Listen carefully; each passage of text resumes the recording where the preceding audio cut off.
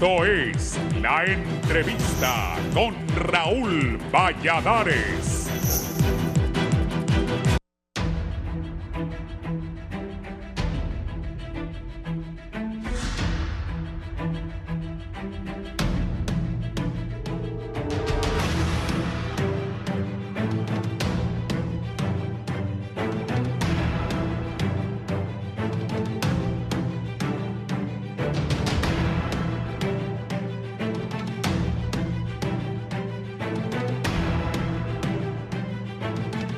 Mientras el pueblo sigue a la espera que le cumplan las promesas de campaña, en el campo político las piezas de a poco comienzan a posicionarse de cara a las próximas elecciones y expertos mencionan que lamentablemente a partir de ahora los gobernantes voltean al pueblo para solicitarles el voto. En el aspecto económico, los analistas expresan que existe una baja ejecución del presupuesto general de la República, pero desde el Poder Ejecutivo señalan que sí están viendo las obras como la construcción de carreteras. Y si bien dichos proyectos son necesarios, especialistas hablan que en realidad siguen las mismas prácticas del pasado a la hora de ejecutarse las obras, ya que existen denuncias sobre ventas de ayudas sociales. Pero el Poder Popular destaca que en realidad hubo una reducción en el índice de pobreza y las ayudas están llegando a las personas menos favorecidas. En la política aumentaron los movimientos dentro de Libre, el bipartidismo y ahora el Partido Salvador de Honduras con el ingeniero Salvador Nasralla, que recientemente renunció a su cargo como designado presidencial, lo que provocó una ola de opiniones a favor y en contra del líder de un partido en que algunos de sus militantes le advierten que lo enfrentarán en elecciones primarias. Por otra parte, los diferentes sectores de la sociedad lamentan que la principal promesa del Poder Popular no se haya cumplido aún y que desde el Ejecutivo solo dan excusas porque la Sisi no se ha instalado. Además, surgen problemas por las actitudes de algunos funcionarios cuyas decisiones afectan a miles. Y analistas mencionan que varias autoridades, al parecer, están embriagados del poder que poseen y el cual les será difícil dejar por los beneficios que nunca tuvieron y que ahora gozan. Para la ex rectora de la Universidad Nacional Autónoma de Honduras, Julieta Castellanos, Libre tiene clara la estrategia política ideológica y le está funcionando. Lo que no sabe es cómo crear riqueza para elevar el nivel de vida de los hondureños. Por ahora distribuyen bonos, la otra versión de vida mejor.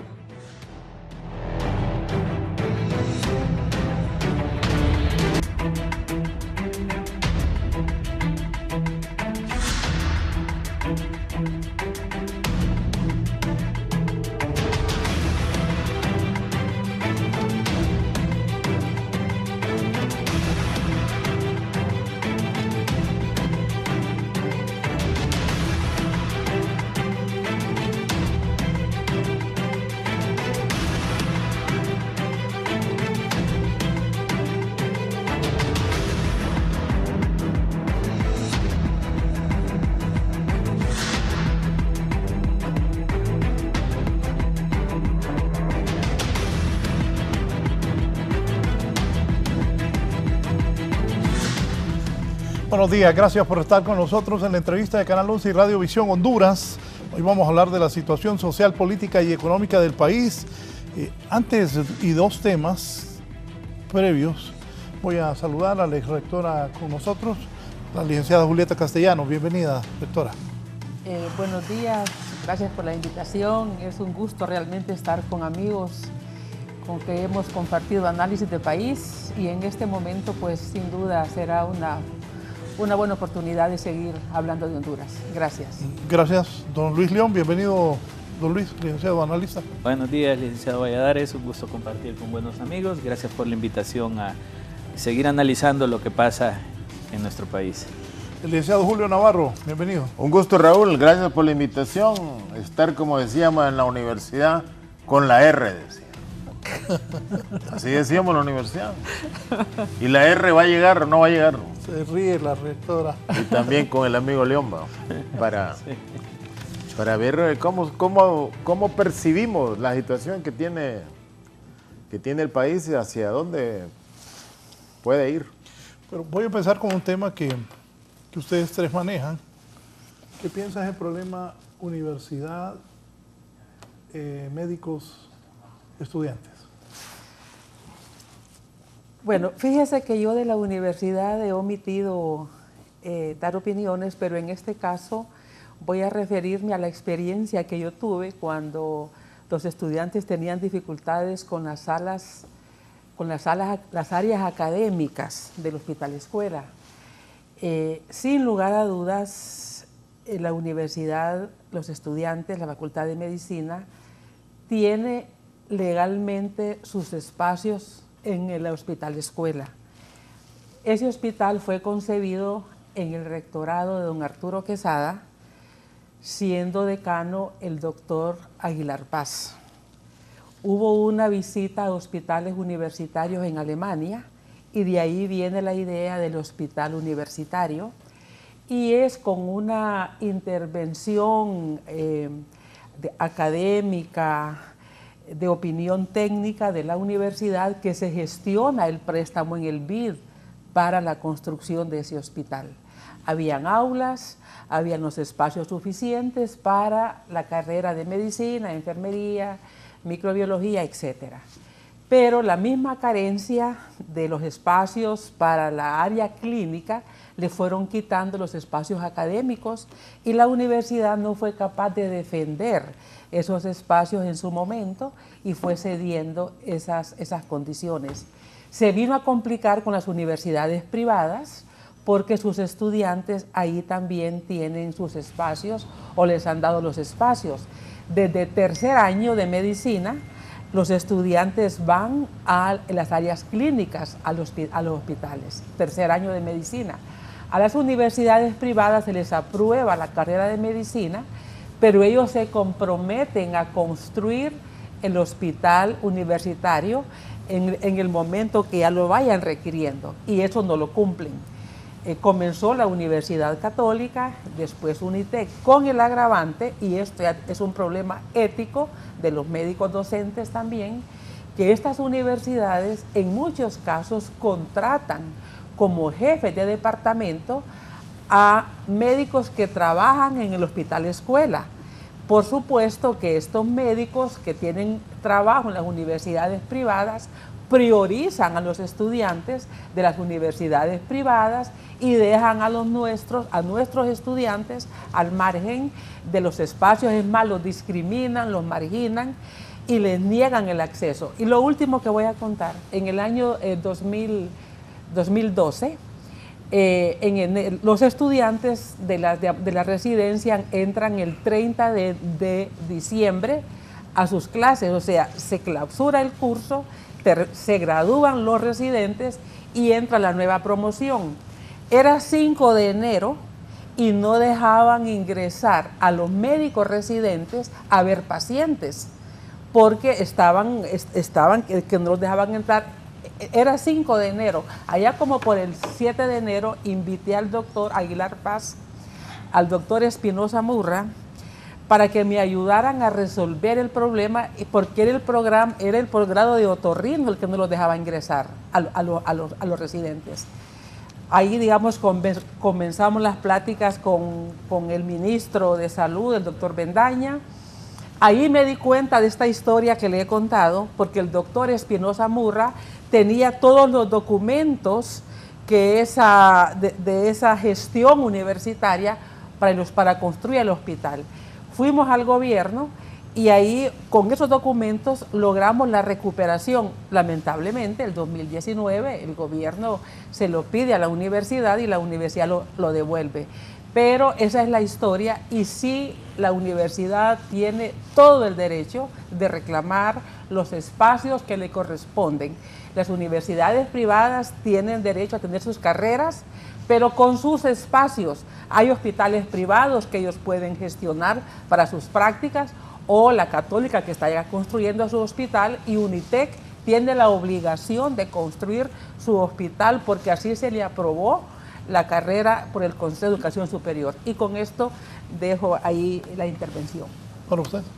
No, yo estoy de acuerdo con la doctora. Digamos, cuando se aprobó estas carreras, había un compromiso por parte de las universidades privadas de construir sus hospitales para sus prácticas.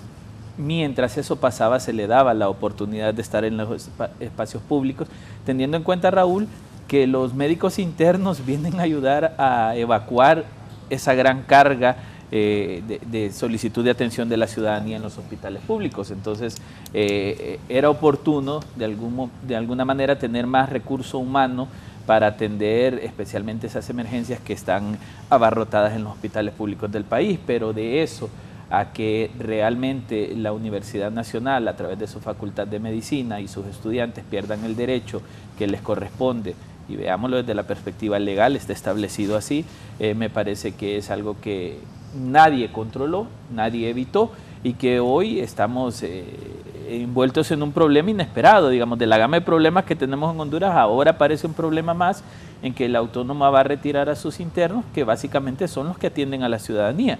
Entonces siento que este tema debe resolverse en aplicabilidad a los acuerdos y la ley, y segundo, que la Secretaría de Salud debe generar las condiciones, porque ese es el otro tema. Los hospitales públicos no cuentan con las condiciones para que los internos puedan desarrollar bien su labor, y hablamos de insumos y todo lo demás.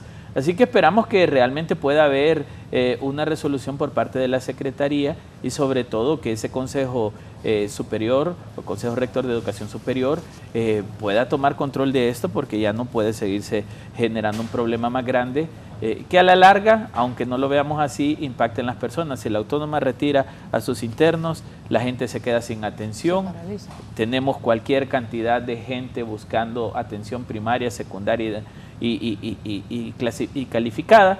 Entonces yo creo que no hay que dejar crecer el problema. Yo llamaría al diálogo al rector, sé que lo ha intentado, llamaría al diálogo a la Secretaría y también llamaría al diálogo a las universidades. Hay que resolver ese problema a la inmediatez. Don Julio. Raúl, yo creo que hay que decirlo. El problema que ha heredado la Facultad de Medicina y el rector actual de la universidad es resultado del abandono de gestión en que ha estado la Universidad Nacional Autónoma en los últimos años. Se abandonaron totalmente la capacidad que tenían las facultades para colocar sus practicantes. Y entonces hoy el rector ve una situación difícil, y yo creo que toma una decisión que no es realmente la decisión adecuada. Porque cuando tú relacionas Facultad de Medicina o todas las otras facultades de la universidad que tienen que ver con ciencias de la salud, con hospital escuela, ¿quién necesita de quién? Ahí hay una relación, que tanto la universidad necesita del hospital escuela como el hospital escuela necesita de los estudiantes de la universidad. Entonces no se puede resolver el problema con extremo, porque también hay que ubicar históricamente. Cuando se creó el hospital escuela universitario, no dijo hospital escuela UNAC, y hoy hay otras carreras de medicina en otras universidades que quienes las crearon, quienes las autorizaron, el Consejo de Educación Superior. ¿Quién tiene mayoría en ese Consejo de Educación Superior? Tiene la Universidad Nacional Autónoma de Honduras. Que hoy le digan a la gente, mire, ellos se comprometieron a construir un hospital. ¿Cuánto cuesta construir un hospital con las dimensiones del hospital escuela para que los estudiantes de la Católica o de cualquier otra universidad vayan a hacer sus prácticas? Esa es una realidad del país, y que como realidad las academias deben buscar resolverlo con la mejor luz que puedan tener para gestionar el servicio de la salud, no con posiciones extremas, porque uno también diría, los estudiantes que estudian medicina en las universidades privadas, ¿quiénes son? ¿Son hondureños o no son hondureñas? ¿Tienen derecho a ir a un hospital público a hacer sus prácticas o no? ¿O solo los estudiantes de una universidad pública? No puede ser, no puede haber discriminación. El Estado tiene que crear condiciones para que todos puedan desarrollar sus competencias necesarias para adquirir un grado académico. Entonces yo sigo repitiendo, la universidad con el rector Francisco Herrera estuvo realmente abandonada. Mucho esfuerzo están haciendo ahora por recuperar los espacios académicos, la seriedad y recuperar la matrícula. Esa universidad ha perdido 32,000 estudiantes porque la cerraron, y la cerraron para evitar el conflicto de poder que había en la universidad. Entonces, así mismo abandonaron el hospital escuela. Mira, yo recuerdo cuando la rectora dejó la universidad, ahí iban a construir quirófanos, habían como 400 millones para construir quirófanos. ¿Qué pasó con esos quirófanos? ¿Qué seguimiento le dio el rector de la universidad a la construcción de esos quirófanos? Que algún día había que investigar qué pasó con eso. Entonces yo creo que el rector actual tomó esa medida para presionar el diálogo, y el diálogo ya se abrió. Y no debe ser un diálogo nada más unilateral con un sector de la universidad, sino con todos los sectores que demandan hacer sus prácticas médicas dentro del hospital escuela universitario. Sí, yo quiero complementar algo. Esos terrenos donde está el hospital, ¿está de acuerdo con lo que planteo yo? Tengo unas diferencias, pero aparte de eso ya había algo que se me había quedado y que es importante señalarlo. Esos terrenos donde está la universidad, la Facultad de Medicina, eran del PANI, y el PANI se lo trasladó a la universidad, incluyendo el edificio donde hoy funciona la facultad. Esos documentos... La parte de atrás. Sí, el edificio donde está el psiquiátrico, toda esa zona, es un predio que según las escrituras son 150,000 varas cuadradas. No sabemos, la universidad, eso fue en el rectorado de Juan Almendares, la universidad no tuvo la diligencia de posesionamiento de esos predios, y yo creo, a ojo de buena, digamos, medidora, que ahí se perdió terreno porque allí no hay 15 manzanas. Algo se perdió. Donde está Forense, donde está el Instituto Forense, también eran predios que están en esas escrituras. Todo eso nos los dijo el doctor Espinosa Murra en esa reunión que les planteé, y yo le pasé la documentación a la oficina legal de la universidad para que ahí deben estar esos documentos, porque ahí estaban las escrituras del traslado del PANI a la universidad. Por un lado. Por otro lado, digamos, yo disiento con lo que dice el colega para el caso, y le voy a poner un ejemplo. El Zamorano, sus alumnos los manda a Estados Unidos a las prácticas, a República Dominicana. No los manda ahí la Universidad de Agricultura, ¿verdad? La Universidad de Agricultura tiene sus predios, tiene su zona. Entonces, yo creo que no podemos hacer eco del concepto de discriminación, porque no es válido, porque eso sería como los estudiantes que se van a la privada, los estudiantes que se van a la secundaria privada. Entonces podríamos decir que el hondureño que va a la pública se le discrimina porque no tiene las mismas condiciones. No, sus padres están pagando, y están pagando una cuota de 18,000 lempiras mensual. Entonces, en ese sentido, si la universidad les ofreció una carrera, debe tener las condiciones para que esa carrera se desarrolle. Si no las tiene, los ha estafado, los ha engañado, porque les dijo, sus estudiantes van a hacer práctica. Entiendo que las universidades anduvieron buscando convenios con hospitales privados. Y no es lo mismo tampoco, porque la facultad nuestra, solo medicina, si los números no me andan mal, debe andar por unos 7,000, 8,000 estudiantes. Ese hospital va a explotar, porque los pacientes, la familia de los pacientes, miren, es que ni los baños ajustan. ¿Por qué nosotros hicimos unos baños afuera, los construimos para la familia? Porque el agua que llega al hospital no es suficiente ni para lo que hay adentro, y no recibir esa presión. Entonces, recibir alumnos desde tercer año de la Nacional, solo de Medicina, de la Católica y de Unitec, hay más estudiantes que pacientes y que personal. Eso no es posible. El hospital no fue diseñado para esa cantidad de gente.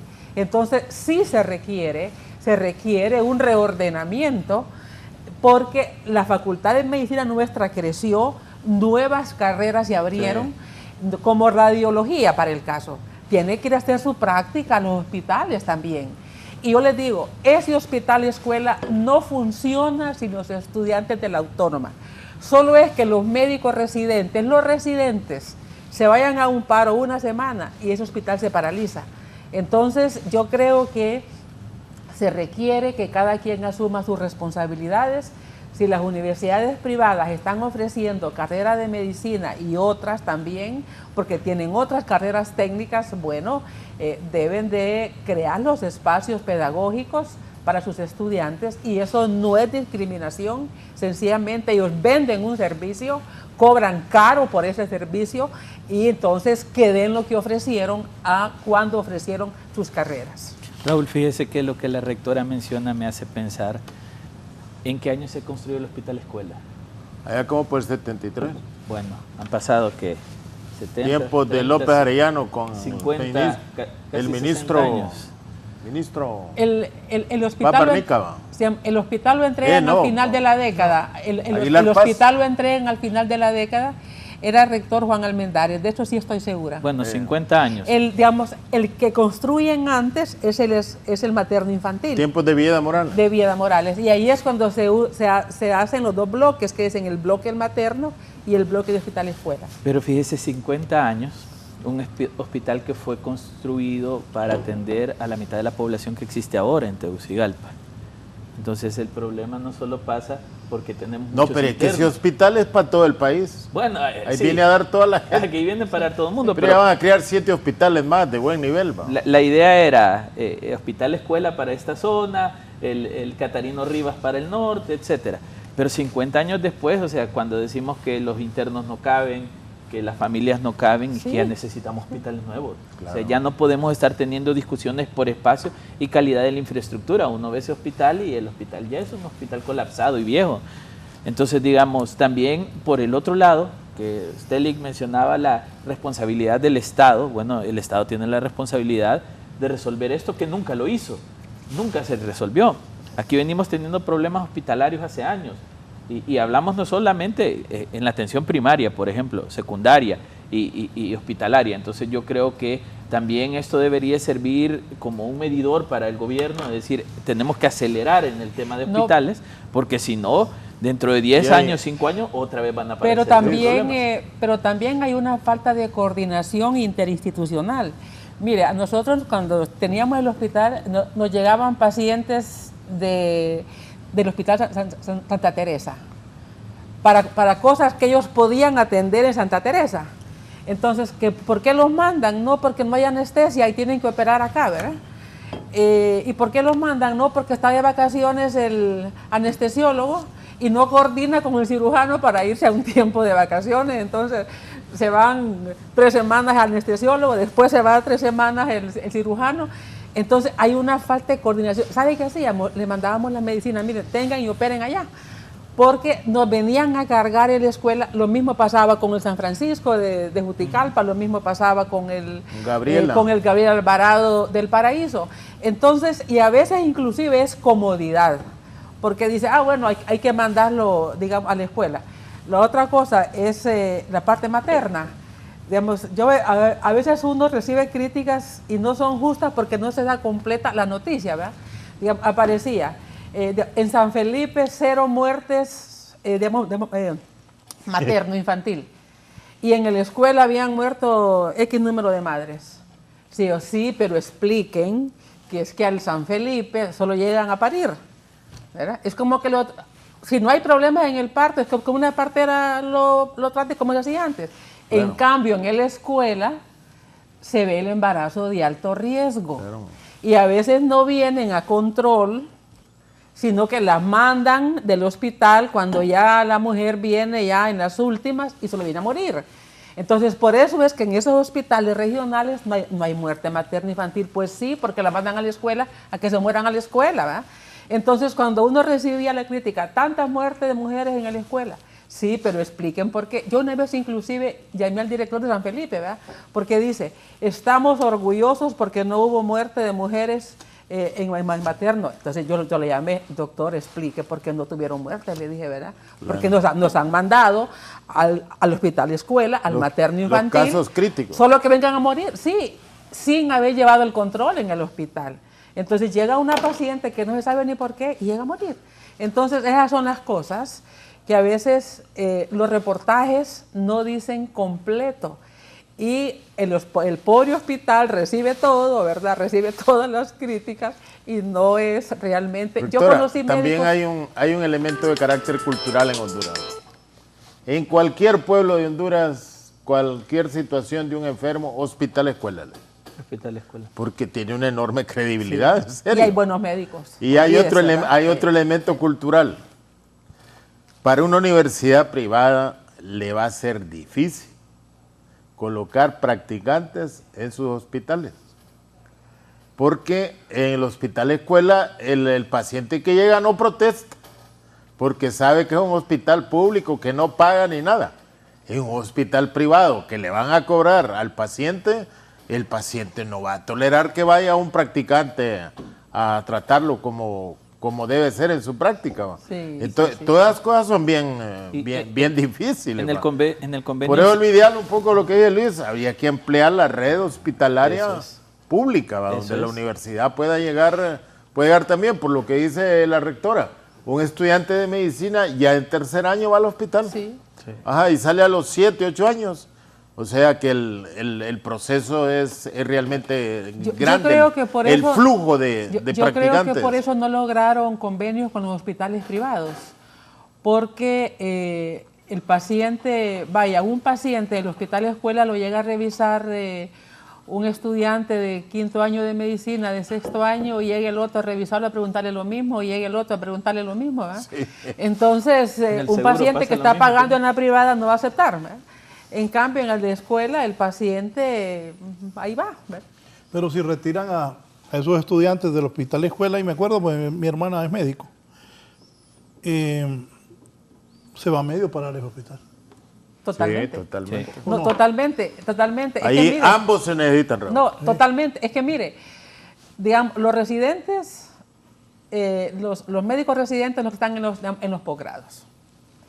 Solo es que esos médicos se retiren y ese hospital no aguantan. Y si los médicos internos, que son los que están en estudios, digamos, de grado, si los médicos internos se van a un paro, no aguantan los médicos esa carga hospitalaria. Es que es un hospital de 1.100 camas. 1.100 camas. Usted se imagina esa cocina, esos laboratorios. Esa lavandería. Esa lavandería. Esa lavandería. Sí. Es como tener toda la compra de esos reactivos para que los laboratorios estén a tiempo. Mire, eso ocupa de una administración enorme para que funcione. Sí. El banco de sangre, el banco de plasma. Todo eso realmente es enorme. Por eso es que San Felipe no habría las 24 horas.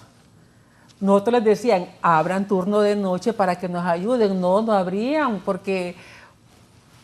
Solo las mujeres que parían en el día los atendían.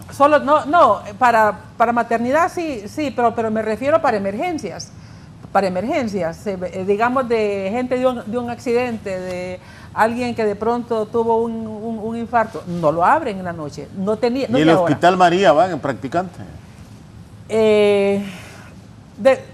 Me imagino que van los de pediatría, el posgrado pediátrico, me imagino, ¿verdad? Bueno, antes de la pausa y del humo en Tegucigalpa, usted que viene a Andalucía, ¿cómo vio la ciudad hoy? ¿No se vio? ¿eh? No se mira. Yo anduve en la Tigra ayer. Ese es otro gran clavo, yo me acuerdo de México antes. Así está Honduras, igualito, Tegucigalpa. No hay conciencia, ¿no?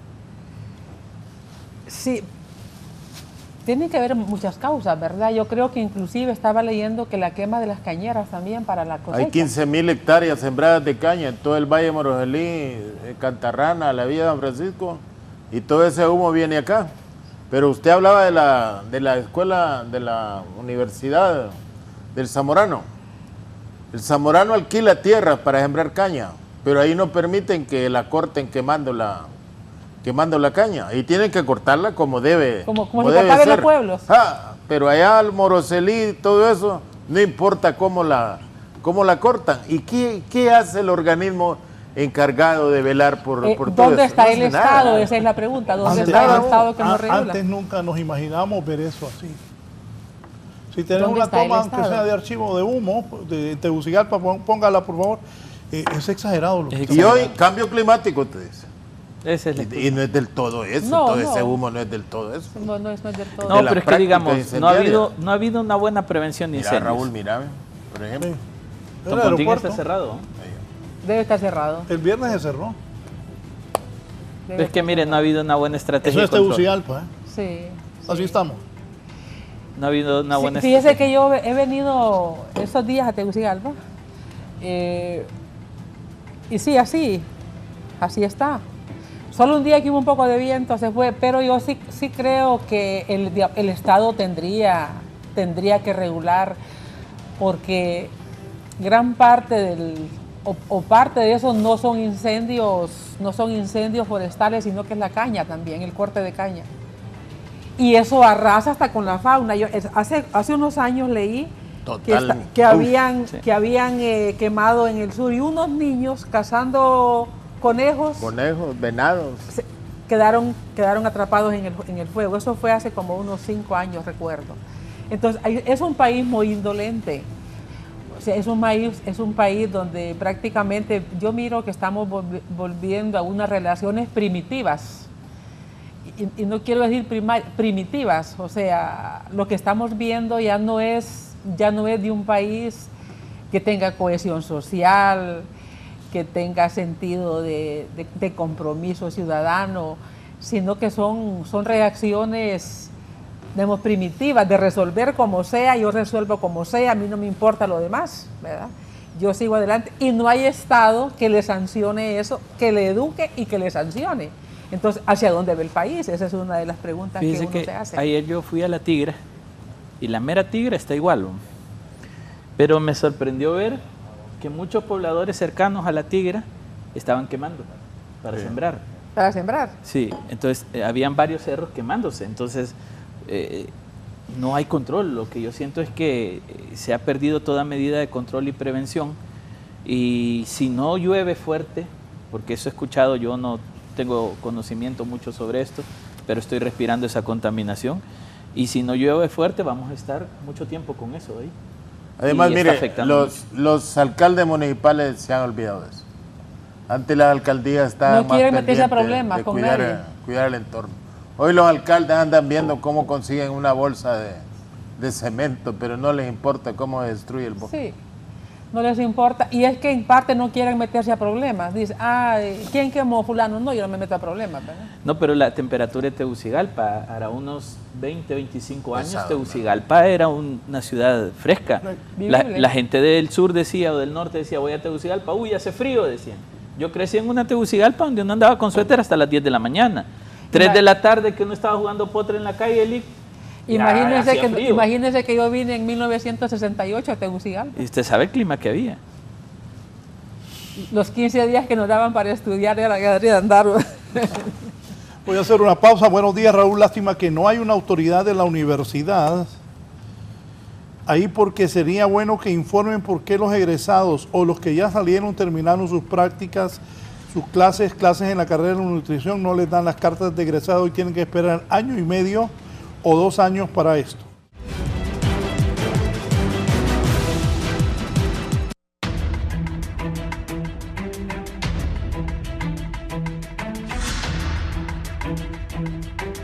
Orden. A orden. Bien.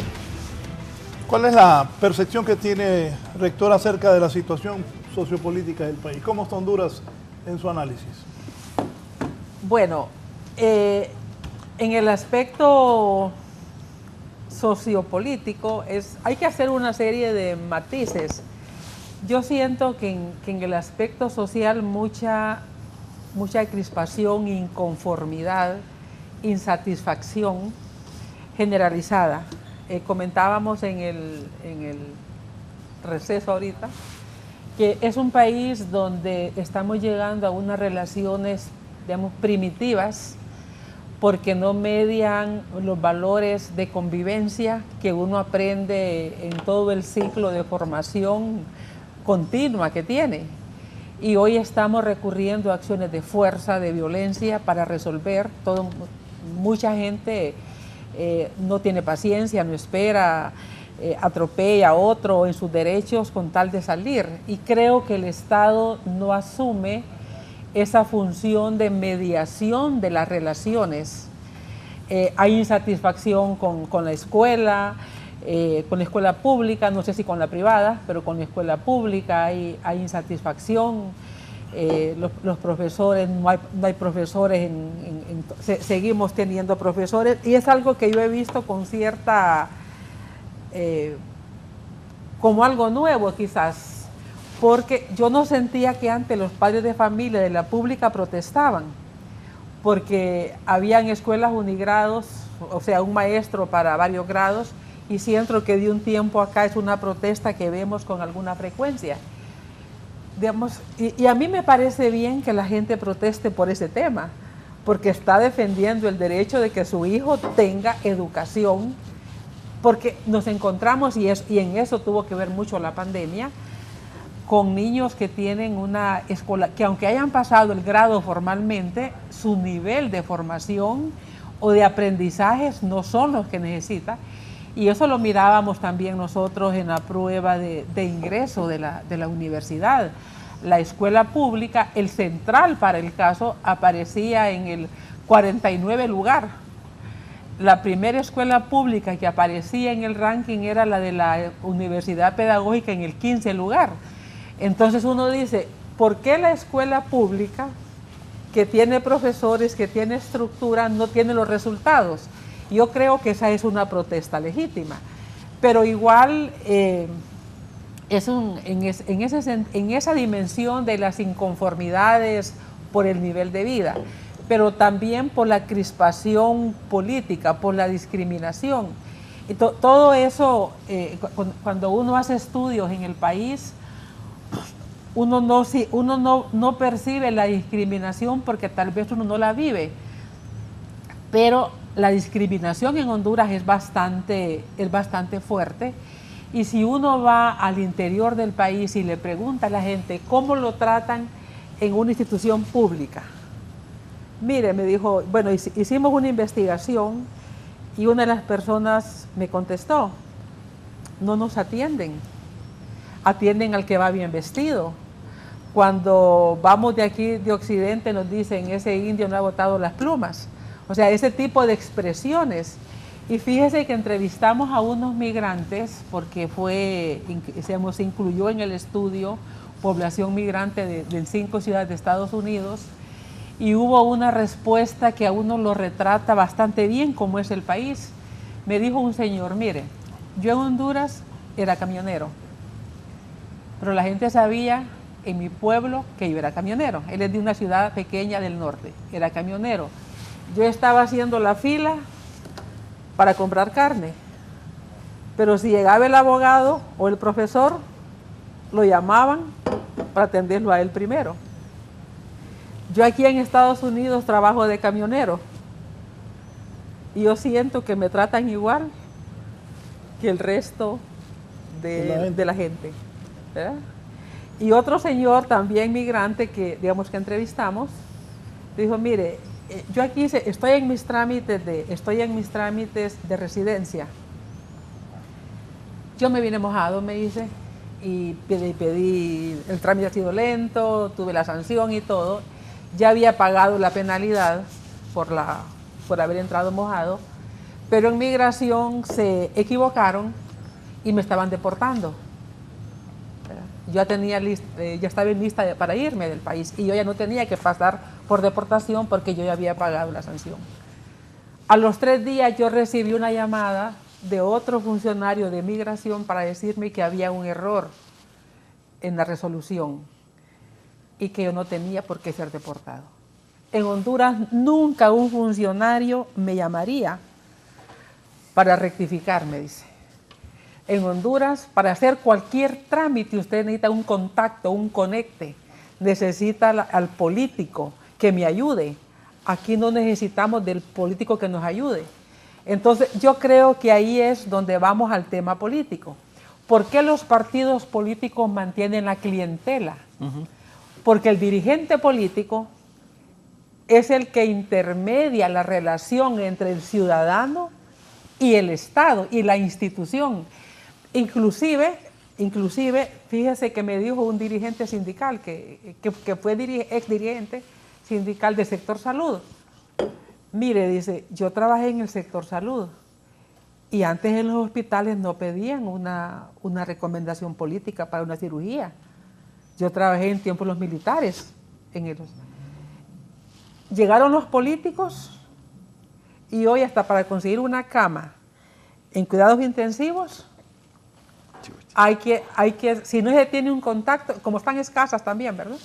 Entonces, en ese sentido, esa intermediación, entonces el político se vuelve una figura indispensable para el ciudadano. Por eso aquí la gente pobre del país, la que ocupa de esos servicios, la que no tiene otro contacto, no tiene cómo resolver, porque el Estado no existe en su institucionalidad y el servidor público no siente que se debe al ciudadano, se debe al político que lo nombró. Si aquel político le dice, dormí ese expediente, lo manda a dormir, no lo mueve, porque recibió orden. O sea, no es la ley la que hace que el ciudadano, que el funcionario resuelva, es a quién le va a resolver. Por eso las palabras, tenés un contacto, y de ahí viene la corrupción también, porque hay otros entonces que para resolver hay que pasarles en el sobre algo de dinero, si no, no resuelve. Y así esto se va volviendo en un país donde el ciudadano no siente que el Estado lo representa, no siente que el Estado le pertenece, no siente que la institución que puede acudir. Y voy a cerrar con un ejemplo que yo siempre pensaba. ¿Por qué en Costa Rica salió la gente a defender la Caja Costarricense del Seguro Social, salió a defender Recope, salió a defender el ICE, que era la empresa de electricidad? Telefonía. ¿Por qué salió a desfilar en contra del TLC? ¿Por qué salen a defender el Estado? Porque el Estado sienten que es de ellos, el Estado le resuelve. Y aquí voy a contar un episodio, porque con el colega Julio Navarro estuvimos en la misma época en Costa Rica. Fuimos, no en la misma promoción, pero compartimos un año en las mismas aulas universitarias, en la UCR. Nos fuimos con 2 colegas hondureñas, ellas se fueron a vivir a un apartamento, y como a los 3 días que estábamos en clases, llegaron sorprendidas. Habían ido a gestionar teléfono y el día siguiente fueron a instalárselo. Era 1978. Aquí en Honduras, para conseguir una línea telefónica, había que tener una recomendación del coronel o del esposo del coronel, porque Hondutel lo administraban los militares en ese tiempo. Entonces llegaron, fíjate, Julieta, que ya tenemos teléfono. Ya se imagina quiénes son, ¿verdad? Quiera Dios, mamá. Sí, ya tenemos teléfono en el apartamento. Fuimos y ya fueron a instalarlo. Entonces, para uno eso era increíble, ¿verdad? Dice, ¿cómo tenés teléfono? Dice, aquí era un lujo de estatus. Aquí era, tener teléfono era de estatus de clase alta. Y había que tener conecte para instalarse. Entonces, ese es el Estado. El Estado nuestro es un Estado que no construyó relación directa entre el funcionario y el ciudadano. Esa relación está intermediada por el político o por el familia del funcionario. Mira que la familia, hay que buscar la familia, hay que buscar al hermano, a la mamá o al político. Por eso es que los gobernadores políticos son importantes, los diputados son importantes, porque son los que andan resolviendo esos temas. Ellos se vuelven indispensables y por eso sacan votos. Si el Estado funcionara, votáramos probablemente por otras personas, no por ellos. Pero ellos se vuelven una argolla de poder manejada de esa manera. Buenos días, hablando de corrupción que investiguen el Hospital Escuela y la Universidad de las autoridades anteriores y este nuevo contrato que fue licitado hace una semana de seguridad privada. La situación del país para usted, don Julio. Mire, comúnmente cuando Don se Luis. piensa, gracias Raúl, cuando comúnmente se piensa en el estado o situación del país, siempre quiere aflorar la discusión política. ¿Se ha fijado, Lick? Que Sí. queremos hablar del concepto político y cómo la política se mueve en Honduras, porque lastimosamente ese es el día a día el que nos tiene sumido a los hondureños. En Honduras todo es política. Todos los problemas son política. La falta de es política. Pero yo tengo una tesis hace un tiempo atrás, y lo he dicho, yo siento que Honduras no tiene un Estado fallido, pero sí fracasado. Y que la institucionalidad del Estado ha fracasado en su rol y función. Entonces, digamos, yo sí creo que a la falta de un Estado y una institucionalidad capaz de atender, resolver y sobre todo brindar la atención que el pueblo hondureño merece, que el pueblo hondureño necesita y que dignamente debería tener, es donde aflora las dificultades del país. Digamos, yo tampoco puedo decir que no se hacen intentos o esfuerzos desde los gobiernos, que a veces ustedes como sociólogos saben muy bien que la gente no sabe separar Estado y gobierno. Creen que cuando decimos Estado estamos hablando del gobierno y cuando decimos gobierno estamos hablando de las instituciones del Estado. Pero digamos, los gobiernos tratan desde sus ideas, tratar de resolver algunos problemas de Estado, pero los problemas son tantos que por muy buena acción que sea, es muy pequeña en un mar de sal, ¿no? Entonces se tiende a creer de que no existe funcionalidad de los gobiernos, que los gobiernos están más centrados en tener cuotas de poder y controles, que no deja de ser cierto. Pero desde mi concepto, Raúl, la falta de oportunidades para el pueblo ha hecho colapsar al Estado y al gobierno. Los gobiernos hacen una lucha, y no estoy hablando del gobierno actual, pero entra en ese paquete. El gobierno hace una lucha de sobrevivencia política, pero no hace una lucha de control estatal y resolución de problemas. De hecho, en Honduras apagamos incendios a diario.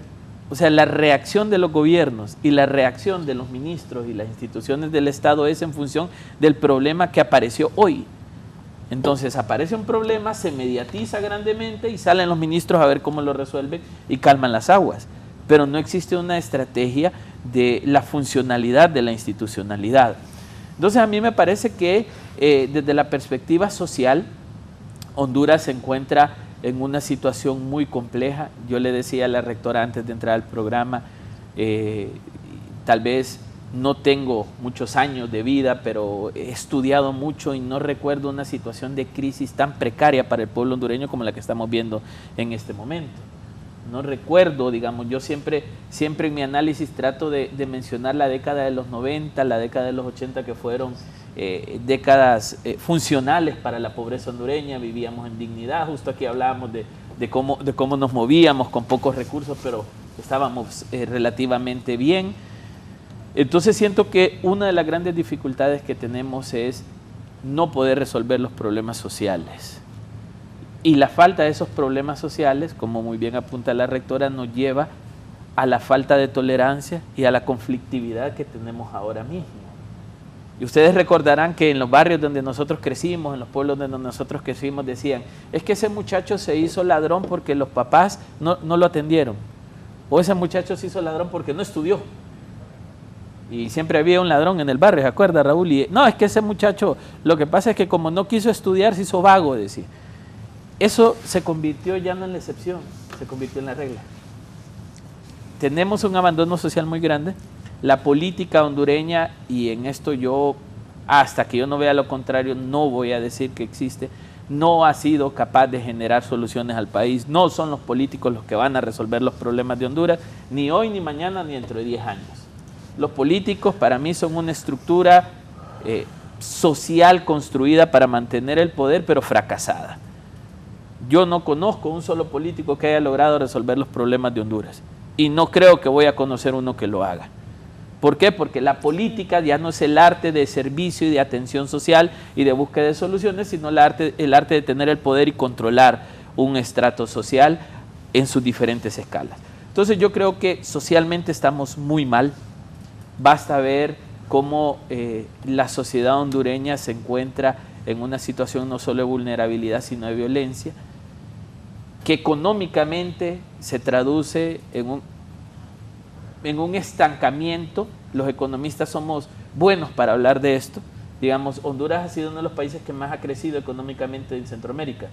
De hecho, el gran sueño Bukele se ha visto ahorita desnudado 1.4 con ese crecimiento de 1.4 versus un crecimiento de 3.6 que hemos tenido en Honduras. Pero ¿quiénes crecen económicamente? Esa es la macroeconomía. ¿Quiénes crecen? Claro. En el gobierno de Maduro fue uno de los gobiernos con más crecimiento económico. Él entregó una macroeconomía saneada, pero la macroeconomía y la microeconomía... Por eso, Luis, es que no hay un Estado fracasado. Es que sí lo hay. Hay un Estado que le sirve a alguien. Ah, bueno, también. Pero yo lo veo desde No, la perspectiva social. Es un Estado fracasado para la Para la sociedad gente. hondureña. Exacto, para Pero es la un gente. Estado que funciona para las élites Estado políticas, floreciente. para todas las élites políticas. No, no me refiero a entes políticas, grupos económicos. Que les ha ido y bien. políticas. Exacto. Y Entonces, políticas. una cosa es que nosotros veamos un Estado fracasado para la sociedad, que somos Claro los que que todos los días fracasado. salimos a ver cómo llevamos comida a nuestra casa, y otra el crecimiento económico que los grandes empresarios están desarrollando. Pero la macroeconomía y la microeconomía tienen una relación muy cercana, porque todos los resultados macro deben verse en lo micro, y lo micro es el desarrollo personal de cada sector y de cada ciudadano. Y cuando nosotros vemos, por ejemplo, que la microeconomía se encuentra no solo estancada, fracasada, generando violencia, con altos niveles de desempleo, con altos niveles de pobreza, entonces nos damos cuenta que no existe una propuesta estatal a atender los problemas de la gente. Honduras puede crecer en 8% si quiere, pero la gente va a seguir siendo pobre. Pero se va del país. ¿Por se qué? visto. Porque ese 8% de crecimiento no llega a las bolsas de los hondureños, que mientras nosotros cuatro estamos platicando, andan viendo cómo conseguir un poco de comida para llevar a su casa si es que tienen casa. Pero usted dice un político que pueda resolver los problemas de los hondureños. Díganme uno de los que se está lanzando que pueda resolver los problemas de Honduras. Es que no le vemos la propuesta. Mire, ayer vi un foro, en estos días vi un foro que alguien dijo, mire, es que enlistar, fue el colega Rafael del Cid, creo, en este mismo foro, dijo Rafael, es que enlistar los problemas, ya la lista está hecha. Está hecho. Es más, mencionó el proyecto del presidente Lobo. Chano Rivera me acaba de decir que él va a resolver los problemas. Digamos, Rafael mencionó inclusive el plan de proyecto país, Estado-Nación del presidente Lobo. Los problemas están, todos dicen los problemas, pero nadie dice cómo se va a resolver, cómo y cuándo, con qué estrategia. Fíjese que inclusive la otra vez hablaba con un amigo de izquierda, ¿va? Y me dice, mira, me dice, estos del Libre se dicen que son de izquierda. Sí, son más el gobierno de López Arellano, me dice, del 72-75. Digamos la ley de reforma agraria, que en verdad era incluyente, digamos, el decreto ley número 8, creó el Infop y mencionó otras cosas más, ¿verdad? Entonces, andar distribuyendo bolsas, sí, eso es facilito, y además a la gente, a los políticos les gusta. Mire, distribuir bolsas solidarias, cualquier gobierno que le haga, es clientelismo. Eso ayuda hoy, mañana y pasado que la bolsa se termina. Quita el hambre por unos días, pero no saca a la gente de la pobreza. A la gente de la pobreza la saca el empleo. El empleo público es necesario en momentos de crisis. En este momento se está creando empleo porque está mejorando carreteras y todo, pero no es sostenible. Doctora, pero es que hay un problema, perdón. Es cierto, hay que generar empleo. Yo estoy de acuerdo. Hay que generar el empleo para que la gente salga de la pobreza. Pero por el otro lado social del que hablábamos, hay una deformación social tan grande, y este es el campo de ustedes, pero tan grande en la gente, que la gente ya no quiere trabajar tampoco. La gente quiere que el dinero llegue a la casa, que la comida llegue a la casa, que el Estado llegue y les cambie el techo, que el Estado llegue y ponga la porque lo han acostumbrado así los políticos. Pero claro. ¿cómo vamos a cambiar eso? Procesos culturales. El sistema educativo formal e informal debe estar haciendo un trabajo de relevo de pensamiento a las siguientes generaciones. El problema es que en Honduras tenemos tanta necesidad que queremos la respuesta hoy y la solución hoy, y eso no va a llegar. Yo le voy a contar un ejemplo. Y concluyo con esto. Digamos, Raúl decía, ¿quién va a generar? yo no he visto un candidato que me diga, miren, el desempleo lo voy a atender con esta estrategia, estos son los indicadores, estas son las personas que voy a alcanzar, vamos a invertir tanto el presupuesto de la República en tanto tiempo y lo vamos a medir de esta manera y los resultados van a ser... Pero en un modelo económico como el nuestro, ¿es el Estado el que crea empleo? No, el Estado debe generar condiciones. En Estados Unidos, ¿quién crea empleo? No, la empresa privada. ¿Y entonces por qué usted aquí le pide al gobierno, al Estado que cree empleo? No, que genere las condiciones. Hay distorsión del modelo que nosotros tenemos. Una estrategia, o sea, el Estado debe ser un facilitador. Yo estoy en contra de que el Estado sea el mayor empleador. Estoy en contra de que el Estado sea el mayor inversor. El Estado debe ser un controlador y facilitador para que las condiciones se den. ¿Por qué alguien aquí en Honduras pone una pulpería? Lo que decía la rectora, con instituciones eficientes. Exacto. Aquí, con eso ayudaría enorme. Aquí alguien en Honduras pone una pulpería y fracasa. Se va a Estados Unidos y allá pone una venta de pupusas y se vuelve alguien con recursos. ¿Por qué? Porque están las condiciones de desarrollo. Yo no voy a creer en ningún político hasta que un político me diga estas son mis metas, indicadores, tiempos, presupuesto, este es el equipo de trabajo. Y no solo es una persona, Raúl. O sea, no es que yo lo voy a hacer. Necesito un equipo capaz. Y ahí es donde viene otro gran problema. Ningún político logra rodearse de personas capaces de desarrollar una estrategia. Entonces improvisamos, el Estado está fracasado, la gente está en pobreza, la economía, aunque crece, no se ve traducida en beneficio social, y yo también no me voy a cansar de decir dónde vamos a estar en 2040 como país. Julio. Raúl, el ejemplo que ponía la rectora de Estados Unidos, uno platica con gente amiga que fue para Estados Unidos y cuenta experiencia. Yo siempre les he preguntado, oíme, ¿en Honduras pagabas impuestos sobre la renta? Nunca. Y aquí, no me fregues, me dice, aquí te pasas del día y te caen. Entonces hay un ciudadano cumplidor con el Estado. Responsable. Entonces hay un Estado que asume que debe servir al ciudadano. O sea que es la primera sorpresa que encuentran los migrantes, que hay que pagar impuestos. Y cumplen. Y que si paga impuestos incluso tiene mayores posibilidades de que lo dejen. Sí. Entonces, yo he visto totalmente que en Honduras, a veces yo quisiera encontrar un año desde cuando el modelo de Estado de nosotros se rompió, cuándo fue el parteaguas y convertimos el Estado en un Estado semi-asistencialista. Mire, uno nació en el campo y uno miraba que la gente sembraba maíz, sembraba frijoles y no esperaba que le llevaran un saco de fertilizante, un saco de aquí, sino que la gente ya sabía que tenía que hacer, ¿va? Pero entonces ese Estado llegó, y en eso yo creo que tienen que ver un poco los políticos, porque tampoco en Honduras hay que echarle la culpa a los políticos. O sea, es la sociedad nuestra como tal que ha venido en un deterioro terrible. Y yo pongo un punto de partida que casi no se quiere mencionar, es la familia. ¿Cuándo se quebró la familia? ¿Cuándo la socialización en la familia, incluso una familia analfabeta, dejó de hacer su papel de integración a la sociedad, de los valores que le inculquían dentro de la sociedad como debe ser? Esa familia, Raúl, fue desapareciendo. Hoy ve unos actos de violencia realmente, pero chocantes. Y dice, ¿dónde está el Estado? ¿Por qué se dio? No, el Estado no puede poner un policía en cada casa para ver de que el marido no se vuelva agresor de los hijos o de la familia. Ese papel lo debe cumplir la familia. Y no hemos vuelto a la familia. La familia la hemos abandonado totalmente.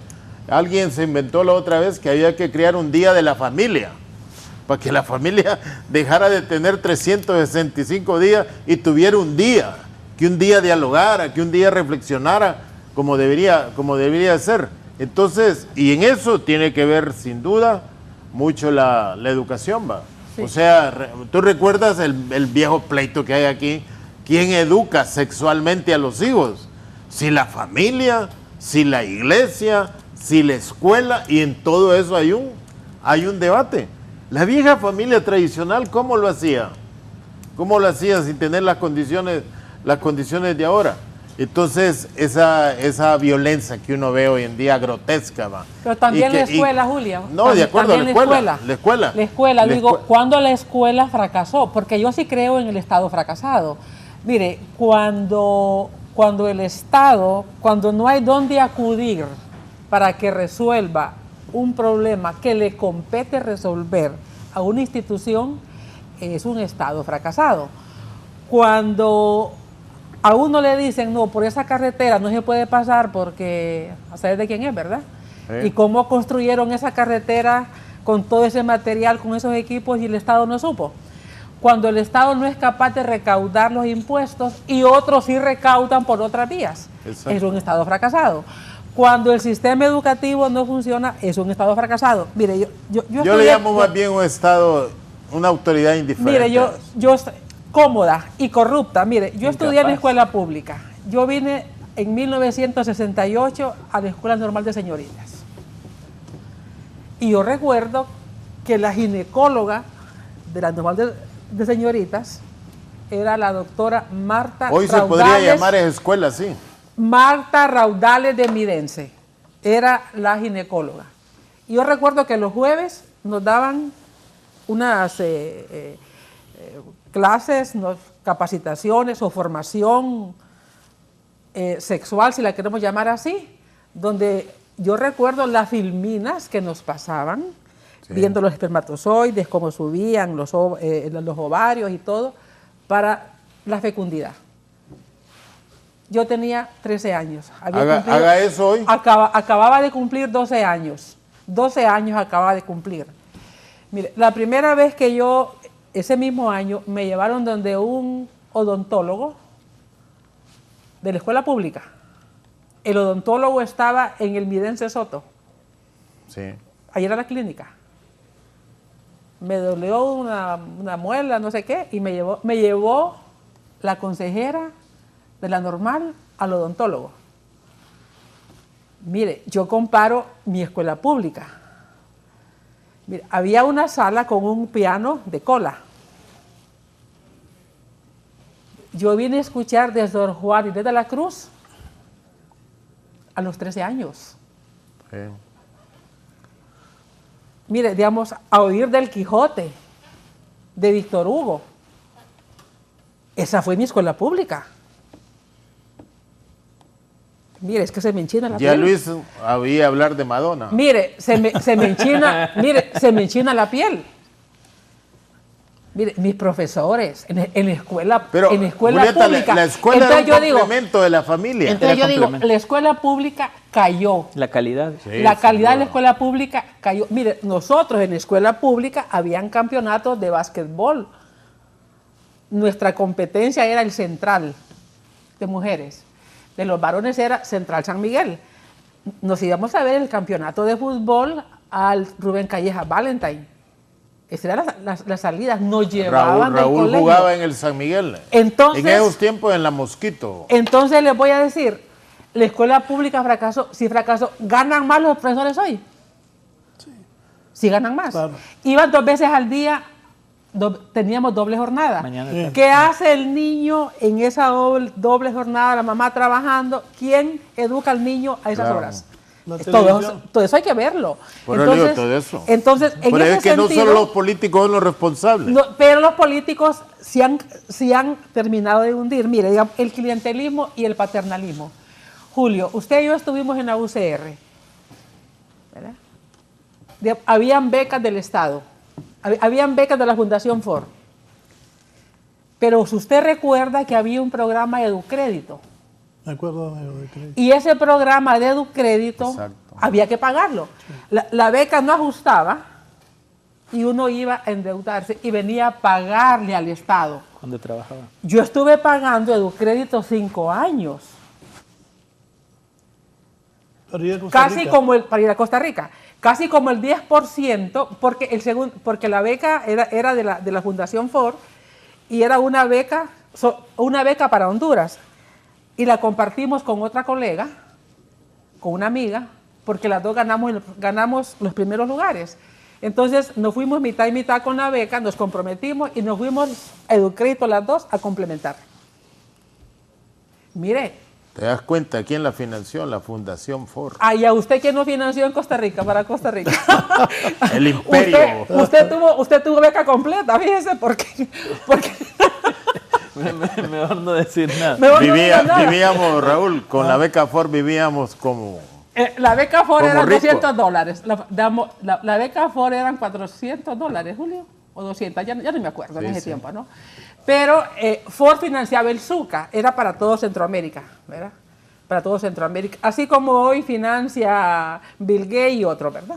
Entonces, en el año que yo entro, que es el último, ya solo había una beca para Honduras. Como 5 concursamos y 2 estábamos en los primeros lugares y la compartimos. Mira la forma, ¿verdad? Nos pusieron a decir, mire, solo hay una beca, ¿qué hacemos? No, la vamos a compartir. Entonces nos fuimos a Educrédito, pero devolvimos ese dinero al Estado. Raúl, Entonces uno ahí empieza a sentir compromiso con el Estado. Mire, hoy el Estado da una beca, así que bien que lo dé. Y no este gobierno, desde antes. ¿Quién devuelve si quiere el 10% para financiar a otro?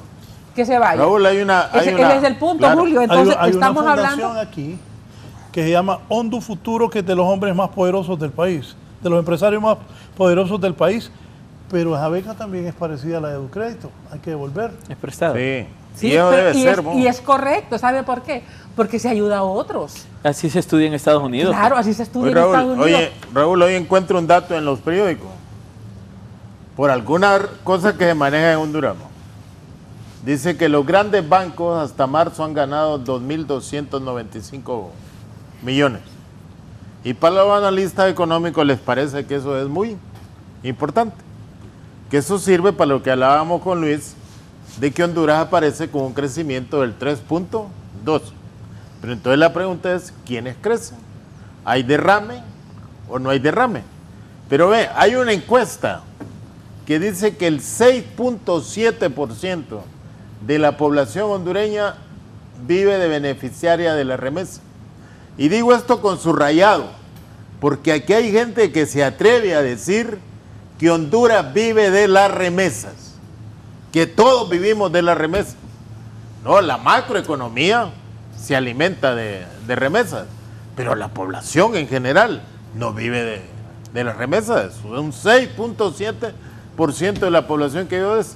Entonces, yo sigo enfatizando, yo creo que necesitamos nosotros buscar otro tipo de relación, sociedad, Estado, sociedad, familia, para encontrar realmente los vínculos que debemos de recuperar, porque los actos grotescos de violencia, vea, no es que está fallando la policía, no es que está fallando aquí, es que están fallando, mira, los valores mínimos de convivencia que hay.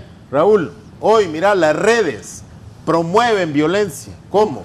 En la zona rural, un mal mensaje en la red provoca enorme cantidad de cosas, de dificultades que puede hacer. Y no tenemos investigación sobre eso para enseñarle a la gente. ¿Cómo es que hoy con redes, con gente muy informada, seguimos metiéndole fuego al país?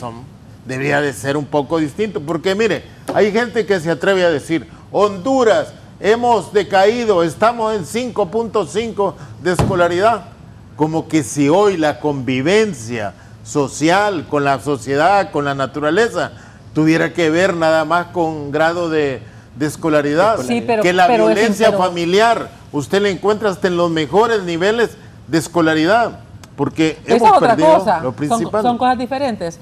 Mire, yo quiero contar un episodio cuando usted mencionó la ganancia de los bancos. Cuando estaba en la universidad, en la rectoría, me llega una invitación de una red de macrouniversidades que la financiaba Banco Santander. Y dije yo, voy a ir a ver qué. Y ahí me entero que había 35 macrouniversidades en América Latina y que la Autónoma es la única macrouniversidad de Honduras, por el patrimonio que maneja, por las carreras que da, porque tiene patrimonio cultural, presencia nacional, etcétera, etcétera, ¿verdad? No solamente la matrícula, son otras cosas. Entonces, y que Banco Santander tenía un fondo que becaba 5 estudiantes de cada macro universidad para intercambio en investigación científica. ¿Y nosotros cuántos tenemos? La universidad no había tenido ningún estudiante becado con ese programa. Tenía la Universidad de La Habana, tenía las universidades paulistas, las universidades mexicanas y otras, casi muchas universidades. De Centroamérica, la UCR obviamente, ¿ven? Entonces empezamos con la Dirección de Investigación Científica a preparar los estudiantes que concursaran. Llegamos a tener 10 de 5 cupos, porque los cupos que otras universidades no tenían, la universidad se los daban a las que no cubrían el cupo. Pero lo que quiero contar es que yo me preguntaba, ¿y el Banco Centroamericano, que es un banco regional, por qué no beca en vez de que beque la Fundación Ford, ¿verdad? Así es. ¿Por qué no beque el Banco Centroamericano? ¿Verdad? ¿Y por qué la banca nuestra no tiene esos programas? Sino que muchos bancos tienen programas o muchas tienen responsabilidad social, Julieta, pero a uno le sacan los centavos del supermercado para la Fundación, Julieta, no es de ellos. Eso no es Julieta, así. un paréntesis. ¿Quién recibe a los migrantes aquí? Una monjita los recibe allá, dándoles café, dándoles una rosquillita, dándoles aquí. Los bancos de Honduras... Una monjita brasileña. Los bancos de Honduras se benefician de las remesas, sin duda. No son capaces de desprenderse y crear una fundación para atender al migrante. A los bancos de Honduras les quedan como 800 millones de todas las remesas que se mandan, los grandes, pero nos falta ese nivel, Entonces yo creo que necesitamos llamar a la conciencia, pero mientras sigamos creyendo nosotros que los políticos son los culpables, entonces la gente va a apostar a que los políticos le van a resolver los problemas. No son los culpables totales, pero tampoco son la solución. Pero mire, los políticos son los responsables de la conducción del país. Y ellos lo que pasa es que ellos no llegan a eso, ellos llegan a ver cómo se insertan en esos grupos de poder.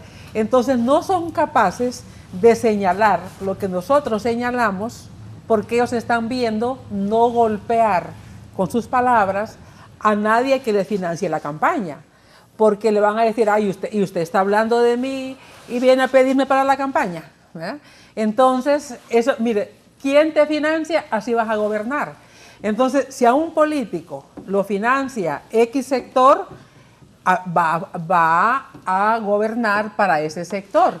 Si le va a decir, por eso es que es muy difícil que con estos grupos políticos el país cambie, porque llegan con compromiso. Yo estoy viendo ahora a los que les están ofreciendo esas candidaturas. ¿Cuántos jefes van a tener? Van a tener de jefe a los que lo financian, a los dueños de los partidos. Los partidos dejaron de ser instancias de mediación entre sociedad y Estado. Los partidos tienen dueño. Así es. Y esos dueños son los que deciden. Yo me he llegado a preguntar, ¿y para qué votamos por 128 diputados si deciden 4? Así es. Mire, nos tuvieron con una parálisis legislativa,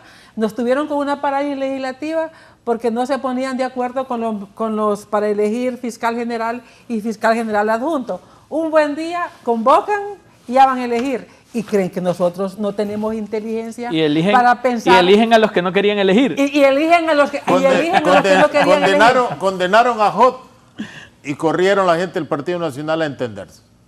Sí, porque creían que Hot iba a venir en libertad y iba a descomponer todo al interior del partido. Pero mire, ¿qué negociaron? Mire, digamos, hay gente que dice, cuando no negocian se enojan, y cuando negocian se enojan. No nos enojamos.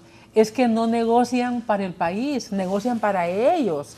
Mire, cuando negocia Pedro Sánchez con los catalanes y con los vascos, Pedro Sánchez, la gente en España sabe qué le va a dar a cambio. Pero aquí no sabemos qué se han dado a cambio. Entonces, bueno, para ir legislativa, ¿verdad? Y un buen día se arreglan. Luego la presidenta de la Corte, de la Corte Suprema, se le ocurre que va a cambiar la rotación. Dice, es que están a favor, dice, de los corruptos que se fueron. No, lo que queremos es que hayan reglas claras y que nos diga, ¿por qué vamos a cambiar? Pero esas reglas, ¿quién las dejó? Pero Pero ¿y quién escogió? ¿Y quién las criticó? ¿Y quién escogió esos 15 magistrados? Pues? ¿Y quién las criticó? Y ya no sabían que iban ahí unos cachurecos. Pues, ¿Quién las criticó esas reglas? Entonces, a lo que vamos es que los partidos nos tienen en unas incógnitas, nos tienen con incertidumbre, con zozobra, en algunos con malestar. Mire, a mí no me molesta, yo lo miro como analista, yo no lo miro con pasión política. ¿Verdad? Yo digo, ya luego, bueno, dice, vamos a convocar porque no pasó nada, no le explican a nadie. ¿Por qué se pararon? Bueno, ¿por qué se pararon? Sí, porque estaban rotando, porque iban a cambiar el orden de precedencia. Eso lo sabíamos. ¿Pero por qué? Entonces uno empieza a hacer números. Van a cambiar el orden de precedencia porque quieren que el 2025, año electoral, estén los fulanos en los cargos. Y el 2026, que vienen las impugnaciones, quieren que estén los fulanos, por eso es. O será por las extradiciones que van a llegar, que las quieren suspender. En eso se entretiene la oposición, Julieta. O será por... No, yo no sé la oposición. Los intelectuales de la oposición en eso se entretienen. Yo no sé la oposición. Uno lo que ve son escenarios. Entonces uno dice, ¿por qué? Pero crean la incertidumbre y uno nombra políticos para que le generen al país problemas. Si uno va a elecciones para que resuelvan problemas, claro, no para que creen otros problemas. Entonces, cuando se para el Congreso, ¿verdad?, cuando se para la Corte, están creando problemas. Nos están insultando al país. Entonces uno dice, los políticos sí tienen culpa, porque vienen otros. Aquí las leyes no se cumplen. Si miren la Corte lo que hizo, ¿verdad? Aquí no se cumplen las leyes. Miren lo que hizo el Congreso, ¿verdad? ¿Y por qué vamos a cumplir? Entonces viene el señor vecino, ¿verdad?, y saca su solar hasta donde él quiere, ¿verdad?, para meter su carro, ¿verdad? ¿Por qué? Porque la ley no se cumple. Y aquí quien cumple la ley, ¿verdad? Entonces viene el otro vecino, ¿verdad?, y le caen las aguas lluvias, las aguas negras, y las tira al vecino porque sabe que el vecino se va a aguantar, porque si no va a sacar la pistola. Ese país estamos construyendo. Raúl, ¿Cómo anda la Corte si los magistrados han peleado todos los días entre ellos? El gran pleito que tiene. Y los nombraron para eso en la Corte. Altos profesionales de niveles académicos. Pero no era que esta vez pero se entretienen en la conflictividad de ellos. Lo mismo en el Congreso. La mayoría de los conflictos del Congreso, ¿a qué se refieren? Entonces yo me he preguntado, ¿y para qué elegimos 128 diputados y 4 deciden? Si se reunieron los 4 dueños de los partidos y les dijeron que a quienes nombraran. Si se reunieron los 4... Y yo creo que esos candidatos que andan buscando, alístense, ¿verdad?, que mandaderos van a ser, porque esos no tienen en los partidos candidatos. Entonces están buscando candidatos de fuera para que sean los presidentes, los candidatos. Mandaderos van a ser de los partidos y de otros más que están afuera, ¿verdad?, que también los mandan.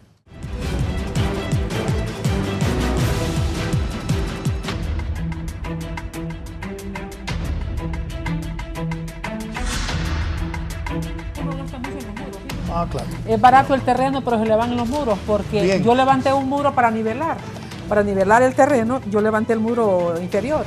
Vamos a ponerme ahí los precandidatos de Libre. Ya estamos en campaña, hoy es 6 de mayo del 2024, ya estamos en campaña.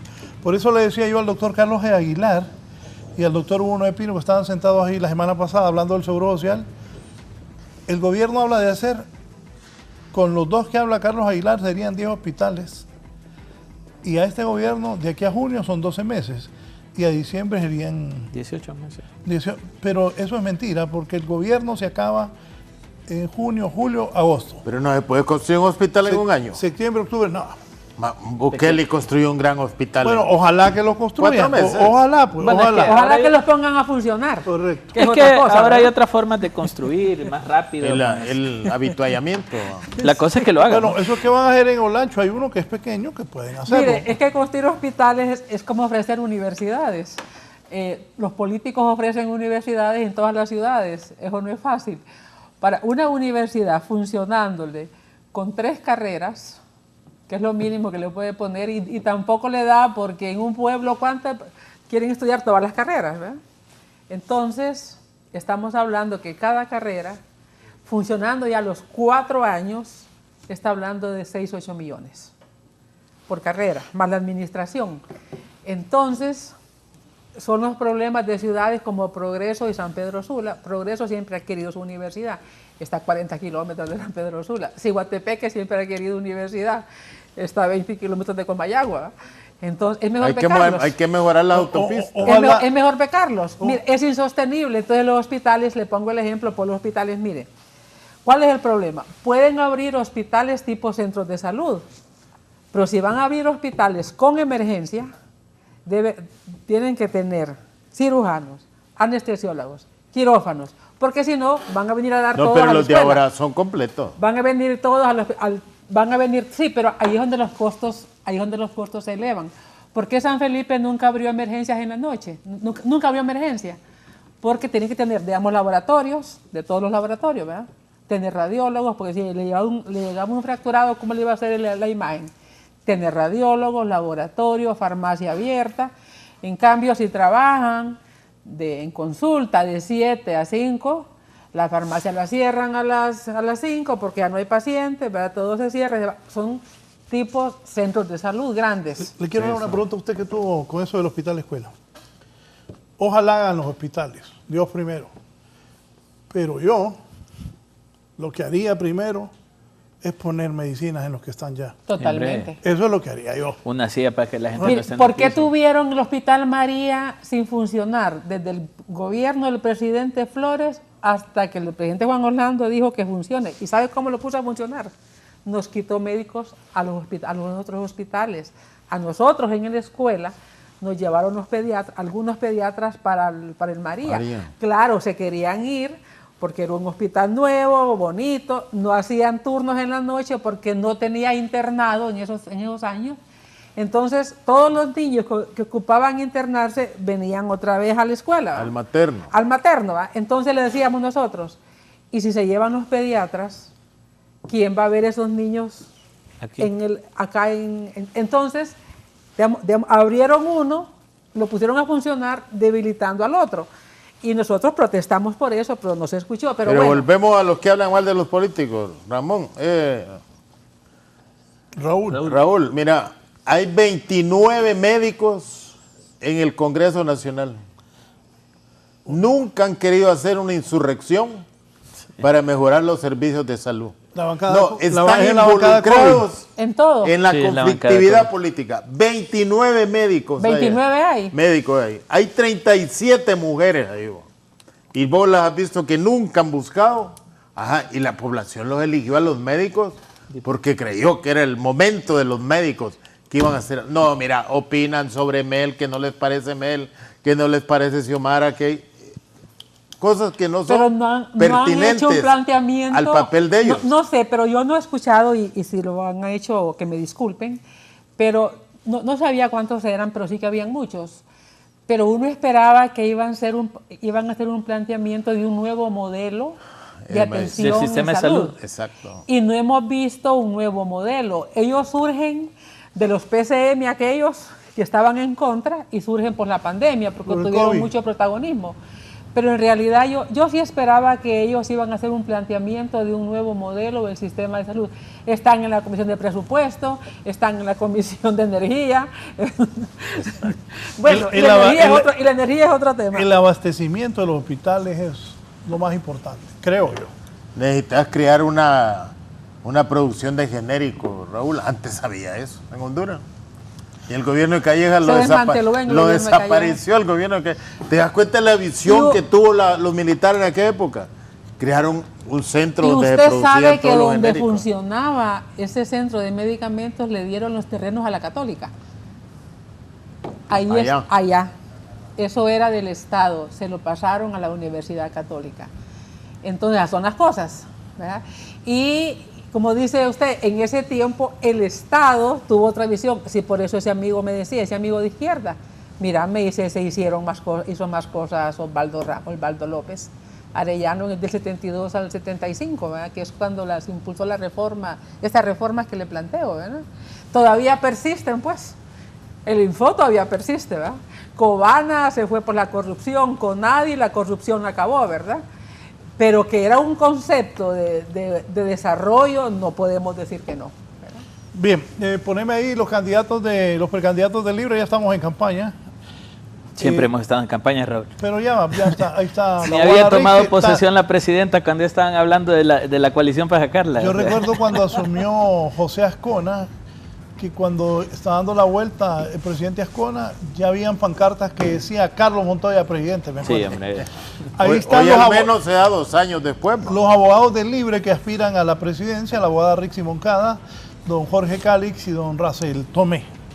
¿Comentarios? Todos son abogados, ¿verdad? Todos. Libre tradicionalmente ha tenido nueve corrientes que han participado tanto en las elecciones 2013, 2017, 2021. Ahora veo que solo hay 3 candidatos que se han lanzado por lograr la candidatura. De la misma corriente, del M28. La candidatura de Libre. De la misma corriente. Yo quisiera recordarles que según la ley electoral, para inscribir una corriente hay que presentar 35,000 firmas en Libre, 25,000 en el Partido Nacional, 7,500 en el Partido Liberal.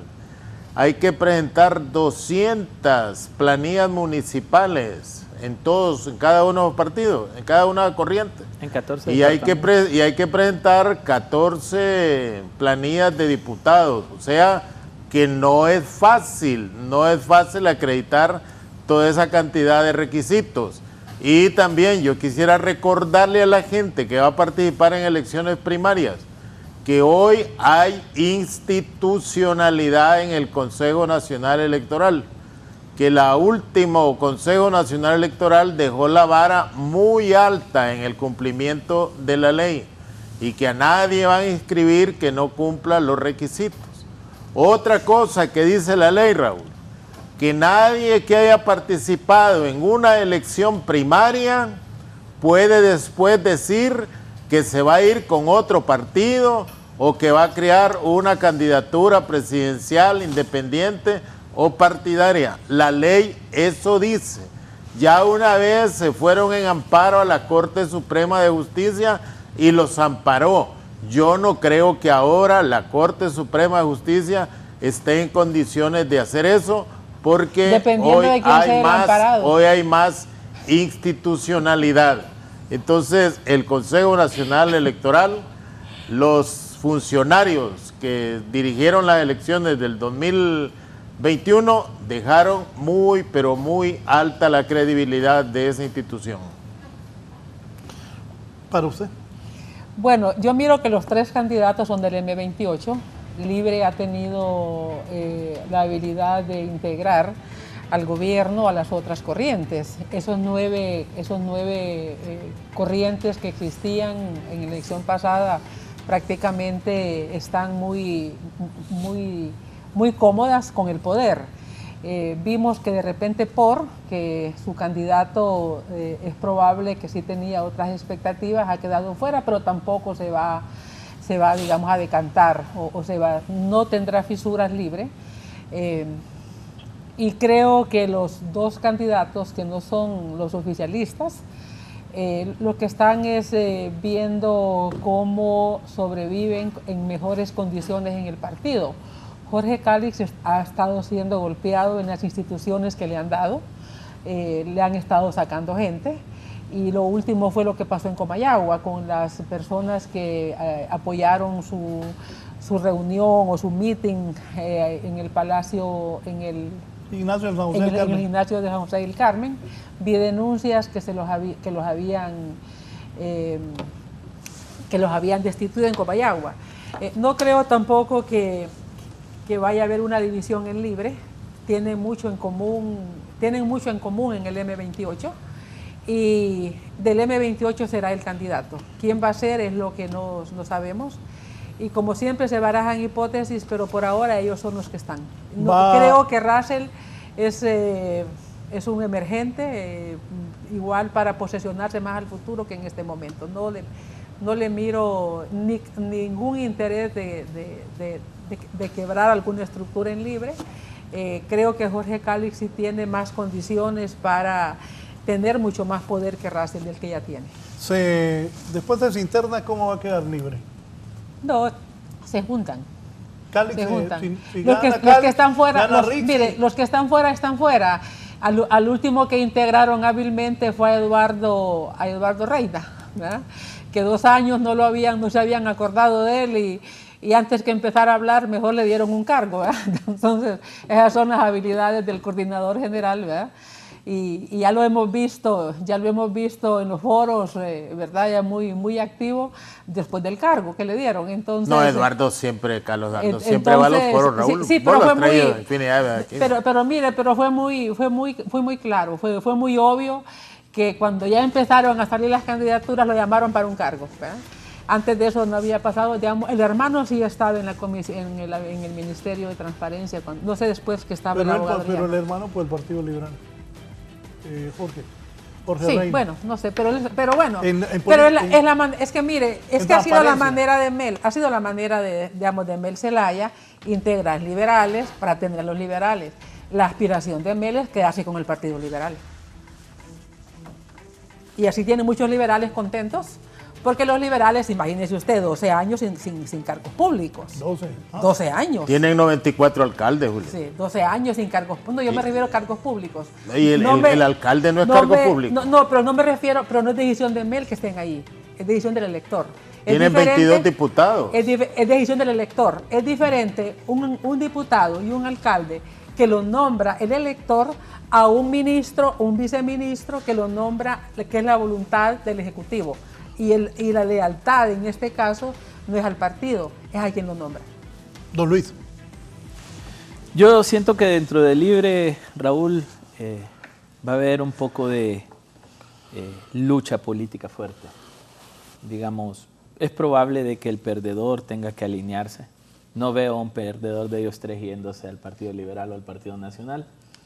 Son gente de pedigrí de Libre, entonces evidentemente el que pierda va a poner sus condiciones para apoyar la candidatura que gane. En lo personal yo veo 3 buenos profesionales, amigos que me parece que son buenas opciones. Digamos, en el caso de la abogada Rixi Moncada, siempre he considerado que es una de las mujeres más capaces que tenemos en Honduras a nivel de política. Tiene muy buenos antecedentes en la ENE y en los demás. Bueno, ayer salieron otras cosas de ella, ¿verdad? Sí. ¿Qué salió? Leía a Oscar Estrada, que fue defensora que en tiempo de ella se declaró la emergencia de la ENE anterior, que fue defensora de Embancor y otras cosas por ahí. Hay que leerse mejor a Estrada. Sí, pero los abogados es el oficio de ellos. Mire, acusar y defender. ¿De quién defienden? Yo no sé por qué se asusta Oscar Estrada. Eso es en los abogados. Mire, en el acuerdo de Cartagena jugó un rol importante. En el CNE fue totalmente visible y notable su participación. Creo que en finanzas lo hizo bien, aún con las críticas. Entonces creo que Rixi, aparte, tiene a Mel en apoyo. Así que creería que ahí es donde están puestos los huevos. En la canasta. Cuando el golpe de Estado, ella estuvo en Costa Rica también. Estuvo en Costa Rica. En representación del presidente Zelaya. Sí.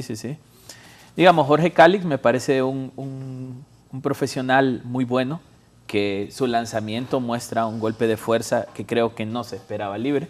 Creo que no se lo esperaban. Sí. Incluso uno... Y en la juventud me dicen también que tiene bastante. Incluso uno que cree que hace un esfuerzo haciendo análisis, yo no me esperaba ver lo que vi de Jorge ese día. O sea, me sorprendí. Así que eso demuestra de que el hombre tampoco está jugando, ¿verdad? Va a hacer el intento, va a hacer el esfuerzo, tendrá que luchar contra la estructura interna de su partido y el mando de su partido. Y en el caso del abogado Russell Tomé, que también he tenido la oportunidad de hacer algunas cosas apoyando esfuerzos a la Comisión de Asuntos Electorales, yo estoy de acuerdo. Está pensando un poco más a mediano plazo que en el corto plazo. Pero Libre va a tener que hacer una lucha interna que, aunque se quiera ver como va a ser fácil, no va a ser fácil. O sea, dentro del Libre va a ser complejo. Siento que va a ser una campaña desgastante. Y larga. Larga. Digamos, hemos visto a la abogada Moncada hablar no a favor de Jorge Cálix, a Jorge no hablar a favor de Rixi, sino señalarse, atacarse. Esas cosas se van a ir intensificando a medida que se acerca la inscripción de planillas y de primarias. Entonces, a ver, Libre... Lo de la ministra de Salud, muy criticada también desde Libre, desde el mismo interior de Libre, el nepotismo. Sí, la familia contratada en la Secretaría. Pero digamos, creo que Libre ya, estas son sus 3 cartas. Su principal carta, Rixi Moncada. Jorge Calix deberá hacer un esfuerzo importante, pero ojo, yo sí diría no hay que confiarse de Calix. Raúl, yo creo que a diferencia de otros procesos internos, esta vez en Libre las elecciones primarias van a ser mucho más competitivas. Sí.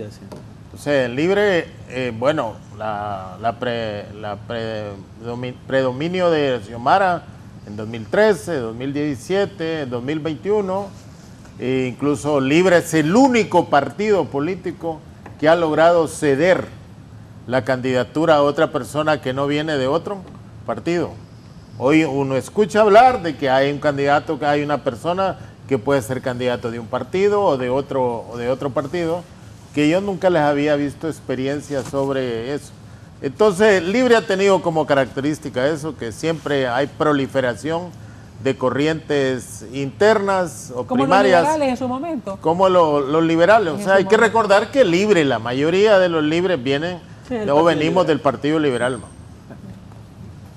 Empezando por el expresidente Zelaya y la presidenta Xiomara Castro. Vamos al Partido Nacional. Elder, por favor. Sigue en actividad la ex primera dama Ana García de Hernández, bastante en el país. Ahí está Narri Tito Asfura, Jorge Alberto Zelaya Munguía y la abogada Ana García de Hernández. Difícil la tienen los 3, porque todos creían que después del juicio en Nueva York venía un tsunami en el partido, ¿eh? Y ya todo el mundo le dio la vuelta a la página, ¿verdad? Y como que nada ha pasado. Entonces... No, Julieta, pero se fue el presidente del Partido Nacional. Lo quitaron. Sí, pero toda la estructura del Central Ejecutivo está. Entonces, en ese sentido, la gente, yo no creo que no la tienen difícil. Es muy reciente el gobierno nacionalista, están muy claros todas las 12 años de gestión, totalmente cuestionadas por diferentes razones, sí. Y la tienen difícil si no hay una revisión interna. Sí, porque esta estructura es la que viene que gobernó desde el 2012 para acá. Nosotros no vemos, 2010, perdón, nosotros no vemos de la estructura de Maduro, del presidente Maduro hacia atrás, no vemos nada. Entonces yo creo que la gente está empezando a revalorar, sobre todo el gobierno de Maduro, comparado con los siguientes, pero están totalmente fuera. Entonces es un partido que esta generación de los últimos 12 años tiene unos resultados muy malos de gestión. O sea, eso es el mismo Partido Nacional. Sí, es el mismo Partido Nacional. Sí. Es que ahí, Raúl, el problema que tiene el Partido Nacional es que es una estructura tan robusta que el círculo de mando que tuvo siempre el Partido Nacional no se ve afectado más que la salida de Juan Orlando Hernández. Pero el círculo sigue siendo el mismo. Una de las cosas que digamos, se intentó impulsar dentro del Partido Nacional era una depuración de las estructuras de mando del partido y un relevo generacional. El problema que tiene el Partido Nacional, que el relevo también formaba parte de la cúpula, directa o indirectamente. Totalmente, los 3. Exacto, entonces digamos, Tito viene de ser alcalde, creo que fue un buen alcalde. Jorge Zelaya vuelve a la política siendo diputado y Ana García es la ex primera dama. Entonces digamos, al intentar hacer el relevo se dan cuenta que los que vienen atrás son los mismos que ya estaban. Y entonces... Ese requeriría hacer otro relevo adicional y los que vienen atrás también son figuras que ya se identifican como nacionalistas, un Gilbert Beltrán, etcétera, digamos. Creo que el proceso de depuración del Partido Nacional debe ser un proceso más rápido, pero que les va a llevar tiempo. Entonces, en ese balance de cosas, a mí me parece que el Partido Nacional necesita una estrategia y es donde siento que han fallado. El Partido Nacional está ofreciendo ser la solución de Honduras, ya gobernó 12 años. No puedes decir eso porque acabas de salir del poder. En 12 años usted pudo haber hecho un cambio base para una cultura diferente. Entonces no pueden decir somos la solución de Honduras, vamos a generar empleo, vamos a luchar contra la corrupción. No, o sea, el discurso del Partido Nacional es un discurso no creíble. Y el problema que el Partido Nacional tiene es que está haciendo política de la misma manera que lo hizo en los últimos 20 años. Si el Partido Nacional quiere tener una oportunidad seria, debe replantear la forma en la que está vendiendo la política. Ojo, y eso que públicamente no aparece todos los nacionalistas que están siendo investigados en este momento por el Ministerio Público. Si el pueblo hondureño supiera eso. Puede haber una judicialización también de los políticos. Y yo aquí voy a poner un tema, digamos, comparto lo que, digamos, lo que decía el colega, pero miro algo más, miro un partido hacia ellos mismos, hacia adentro. Ellos no están viéndose como una opción para el país, sino que se están viendo para protegerse. Esa última negociación para nombrar fiscales, que se supone, bueno, que se dice y que así debió ser, participó el señor Asfura, le ha hecho perder imagen. Porque bueno, ¿cómo es que no estaban de acuerdo 2 meses y de pronto se ponen de acuerdo, verdad? Y estamos viendo cacerías menores en el Partido Nacional. Entonces dice, bueno, ¿qué pasó aquí? Ahí es donde vemos un partido al servicio de partidos con dueño. Claro, ellos cuentan con una clientela, por eso que les decía, 12 años repartiendo cosas, dando bonos, poniendo techos, pisos, letrinas y todo. La gente cree que es dinero de ellos, no.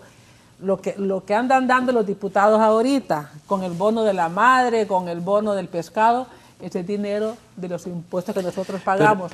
Cuando compramos gasolina, cuando vamos al salón de belleza, cuando vamos al supermercado, cuando hacemos todo, pagamos impuestos. De eso hacen política. Y con nuestro dinero andan repartiendo para que voten por ellos. Rectora, pero Tito Asfura, perdón, él, entiendo yo, que está tratando de hacer un relevo de mando.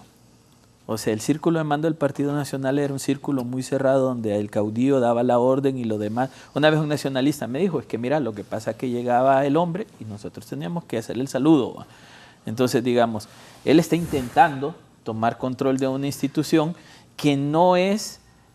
habría que ver resultados. Exacto, habría que ver resultados. Hay que esperar. Pero lo que creo yo que del Partido Nacional no se puede ignorar es que el cachureco es cachureco hoy, mañana y siempre. Entonces... Tiene más disciplina. Tiene más disciplina. Sí. Entonces siento que tampoco hay que ver al Partido Nacional como muerto, porque si bien tuvo un voto de 1.3 millones, de los cuales muchos eran empleados públicos, pero la carga de empleados públicos en Honduras es 280,000 empleados, entonces supongamos que perdió los empleados públicos, tiene 1 millón de votos rurales y nacionales que deberían estar ahí. Lo que siento es que el Partido Nacional no ha logrado es cómo capitalizar ese 1 millón de personas todavía dentro de su estructura partidaria, por lo que dice usted, están más preocupados ahorita acá. Veamos aquí cómo no nos caemos de la silla para poder sobrevivir, pero ojo, el Partido Nacional tampoco hay que darlo por muerto, pero hasta hoy vemos lo muerto mismo. No, pero no ha recuperado el voto independiente porque ninguno de los 3 partidos, los 2 partidos clásicos, sin el voto independiente no ganan. Con el tripartidismo y 4 partidos es otro el escenario. Hoy probablemente no ocupen el voto independiente, pero es un voto más difícil de conquistar. Y ninguno de los 2, ni Libre también. El voto independiente que votó por Libre no lo tiene hoy. Yo voté por diputados que no votaría por ellos ya, de Libre, ¿verdad? Porque no ha sido el desempeño que yo me esperaba. Entonces, igual hay mucha gente así. Entonces yo creo que ya hoy el voto independiente no juega lo mismo que con el bipartidismo. No, ahora, no es determinante. Pero volviendo atrás, Libre es un partido sólido, más sólido de lo que se cree. Realmente creo que una habilidad que ha tenido Mel es poder dejar que la sinergia interna de los diferentes pensamientos subsistan y no imponer a lo interno uno hasta que llegue el momento. Entonces, digamos, yo siento que va a ser una pelea férrea entre nacionalistas y libres. Sí, y ahí es donde entra, que supongo que va a ser lo que Raúl va a preguntar, bueno, el Partido Liberal. Pónganlo ahí. Ahí es donde el Partido Liberal, lastimosamente lo digo, por el Partido Liberal, es donde el Partido Liberal tendrá que tomar un lado.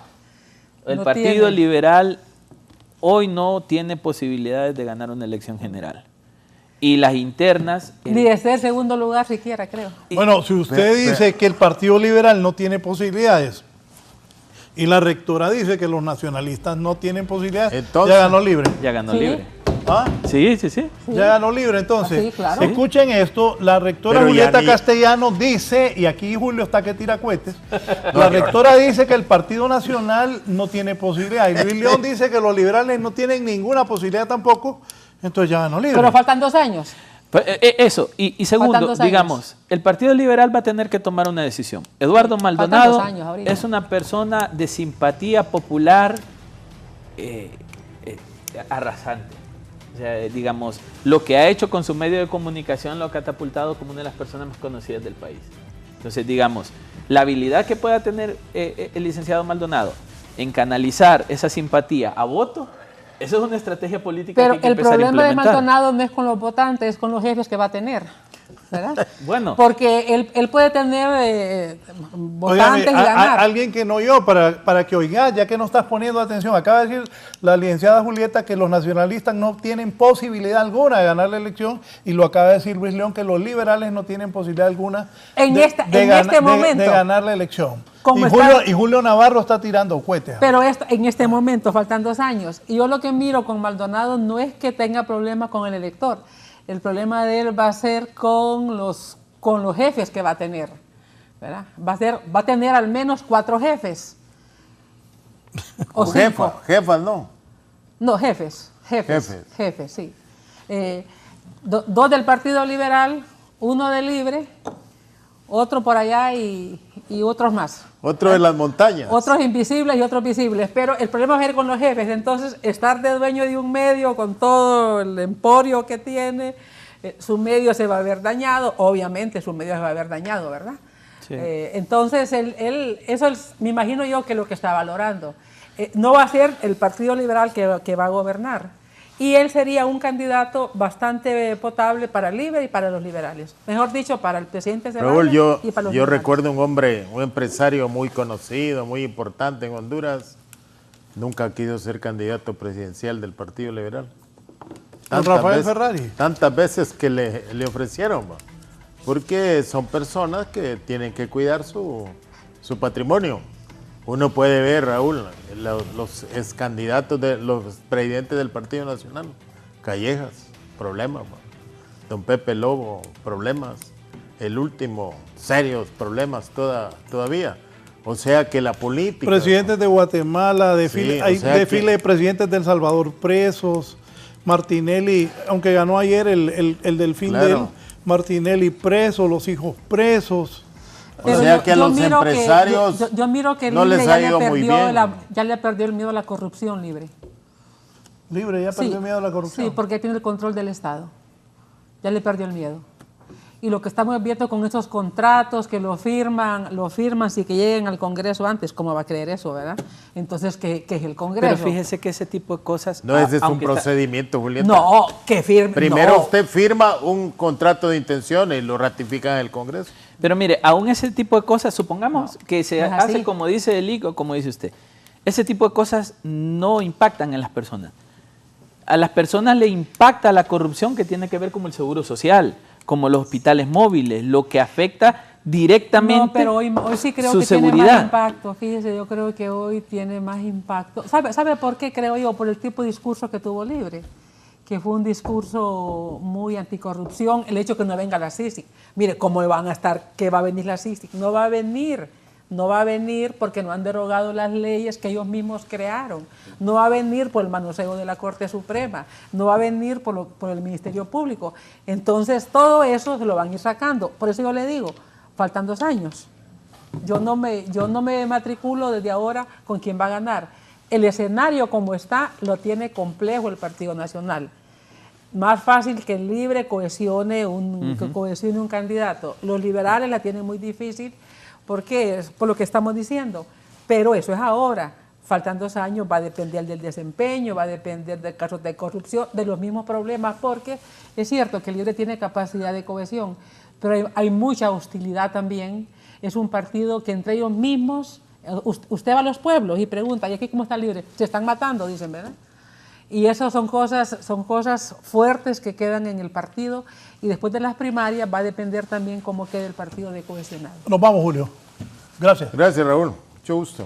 Don Muchas gracias por la Luis. invitación. Gracias, Gracias, don Luis. Gracias. Doctora, Buenos días, que tengan una buena semana. No se vayan en un momento, mis compañeras y compañeros, de Hoy es tu Día, con un alegre programa. Que estén bien.